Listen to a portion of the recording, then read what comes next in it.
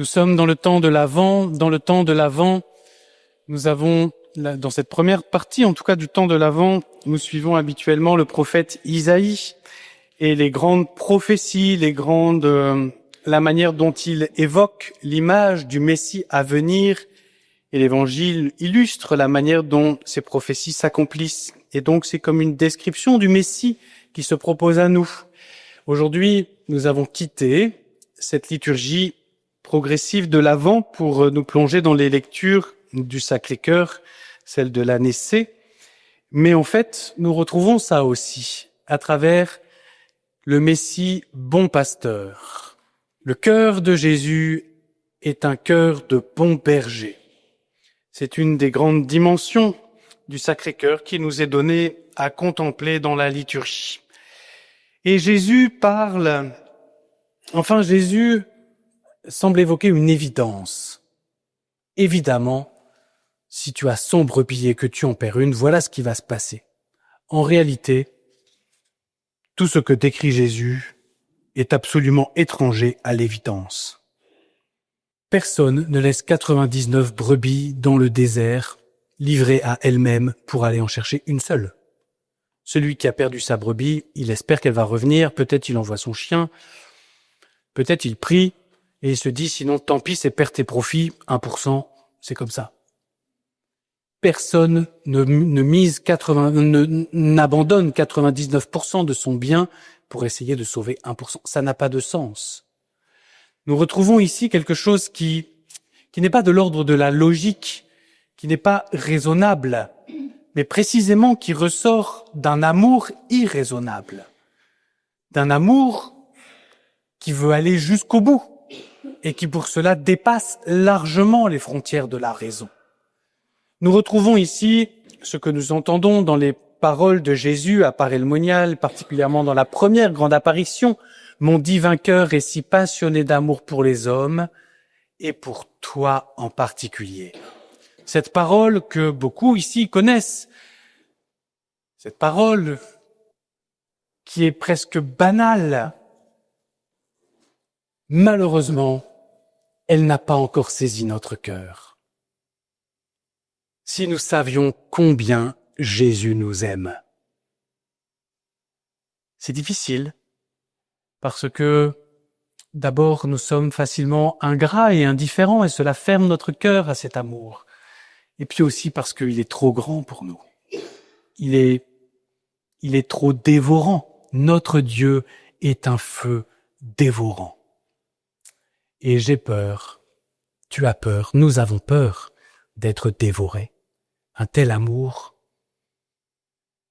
Mon divin cœur est si passionné d'amour pour les hommes et pour toi en particulier. Croire que Dieu aime tous les hommes, qu'il aime ce qu'il a fait, qu'il aime en général. Croire, cette théorie de l'amour de Dieu, nous l'avons lue, bien sûr, nous y croyons. Mais que Dieu m'aime, qu'il est prêt à abandonner tout le troupeau pour venir me chercher, moi. Que ma vie a ce prix-là à ses yeux. La vérité, c'est que ma vie n'a même pas ce prix-là à mes propres yeux. Mais je peux apprendre ça de Jésus, du regard de Jésus, ici à Paray-le-Monial, du regard que Jésus porte sur moi, de ce qu'il me dit de son cœur et de son amour, je peux apprendre ça. La valeur de ma vie et la valeur de ma vie dans les yeux de Dieu. Et Jésus continue. Quand il l'a retrouvé, il la prend sur ses épaules tout joyeux. Il y a des enfants parmi nous, ça nous ramène, des enfants, des jeunes, ça nous ramène peut-être à quand on s'est éloigné du droit chemin, quand on est parti comme ça et que on s'est perdu. Enfin, moi, ça m'est arrivé une fois. J'avais une douzaine d'années. J'étais en pèlerinage avec mes grands-parents. On était en pèlerinage, Espagne, Portugal, et on était dans la ville de Lisbonne. Et à un moment, je sais plus pourquoi, mais je me suis perdu. Et j'ai retrouvé le chemin pour aller à l'hôtel, tout ça. Quand mes grands-parents m'ont retrouvé, ils m'ont pas pris sur leurs épaules pour me dire « Oh, formidable !» hein. Ils ont d'abord exprimé qu'ils avaient eu peur, et ça a été un peu véhément comme expression. il la prend sur ses épaules, tout joyeux. Il la prend sur son cœur, on pourrait dire. Ce que Jésus veut nous donner, c'est pas d'abord, tiens, s'il faut prendre ce chemin, obéis. Ce que Jésus veut nous donner, c'est de connaître les sentiments qui habitent son cœur et cet amour brûlant qu'il a pour nous convier dans cet amour, pour que nous brûlions de cet amour, pour que notre vie, elle soit enflammée de cette communion d'amour qui est la vie de Dieu, qui est le projet de Dieu quand il crée le monde, qui est le salut de Dieu quand il envoie son Fils. Dieu a tant aimé le monde.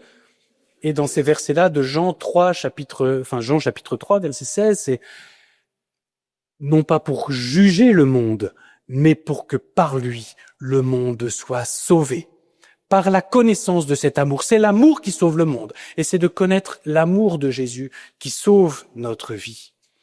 Et puis, il y a cette fête. Réjouissez-vous avec moi, j'ai retrouvé ma brebis. Ici aussi, à Paray-le-Monial, le Seigneur demande une fête autour de son Sacré-Cœur. Il demande que le salut, que l'expérience du salut, que la connaissance de cet amour, que la transformation de notre vie, devienne une célébration et un témoignage. Et que nous puissions ensemble nous réjouir de cela. Que le cœur de notre communion, que ce qui fait que nous sommes frères et sœurs, que nous aimons être ensemble et le célébrer, c'est parce que nous reconnaissons que nous sommes aimés de lui, chacun et notre voisin et tous ensemble. C'est cet amour qui crée notre communion. C'est l'amour du cœur de Jésus qui nous enflamme tous et qui fait que ce feu est notre communion, que nous sommes ensemble et que nous aimons être ensemble. Peut-être cela aussi nous invite à autre chose, vous voyez. Pour qu'il y ait une fête, il faut que nous soyons nombreux. Et nous sommes déjà nombreux, la chapelle est pleine, il y a Dieu voit des personnes debout au fond. D'accord. C'est bien, c'est déjà ça. Mais Jésus, ici, à Paray-le-Monial, exprime aussi sa soif. J'ai soif. Quand sainte Thérèse de l'Enfant Jésus regarde cette gravure qu'on lui a donnée de la croix, sur laquelle il est écrit ça, j'ai soif. Elle comprend que Jésus a soif des âmes. Alors elle n'aura plus de cesse que de lui apporter des âmes.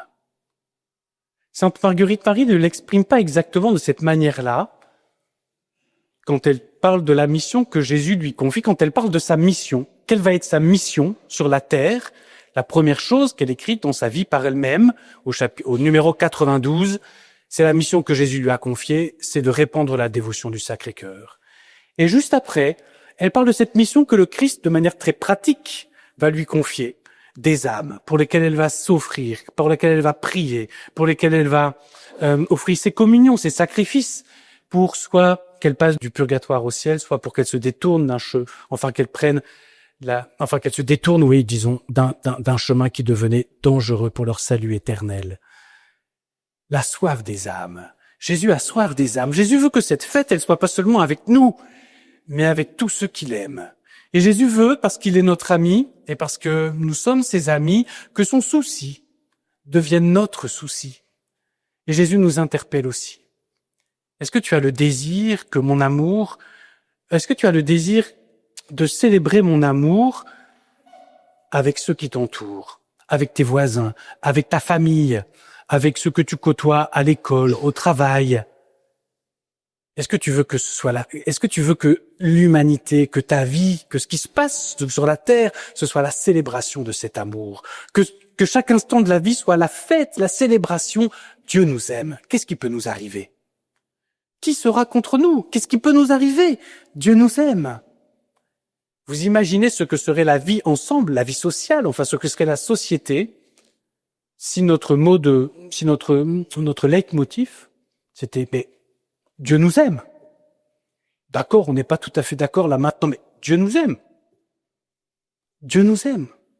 Est-ce que nous avons à cœur de ça? Alors en tout cas, Jésus nous interpelle, ça c'est sûr, ici à Paray-le-Monial. Il a soif des âmes, et il a soif que nous les lui apportions, que nous témoignions de son amour, et aussi que nous prions et que nous offrions nos vies pour que de nombreux hommes et femmes connaissent cet amour. Et enfin, Jésus dit, c'est ainsi qu'il y aura de la joie dans le ciel pour un seul pécheur qui se convertit, plus que pour 99 justes qui n'ont pas besoin de conversion. Ça non plus, ça n'est pas une évidence, et loin s'en faut.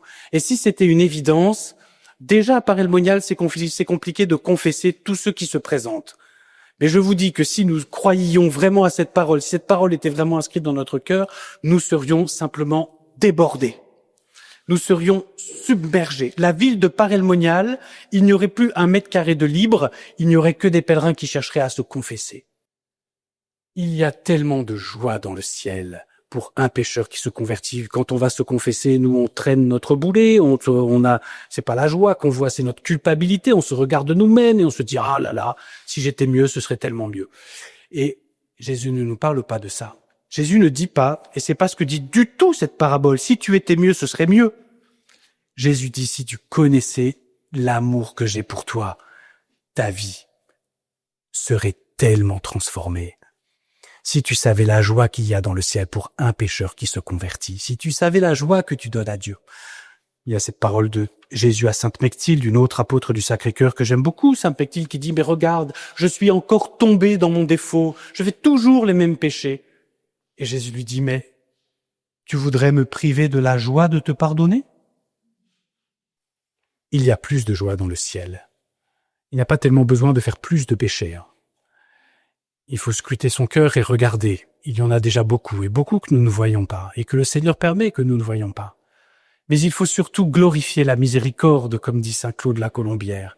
Il faut, avec Jésus, pouvoir dire, entrer dans cette joie du salut, de la miséricorde. Seigneur, tu fais miséricorde et tu te réjouis de me sauver. Oui, j'ai besoin d'être sauvé. J'ai besoin d'être sauvé. Mais Seigneur, c'est ta joie de le faire.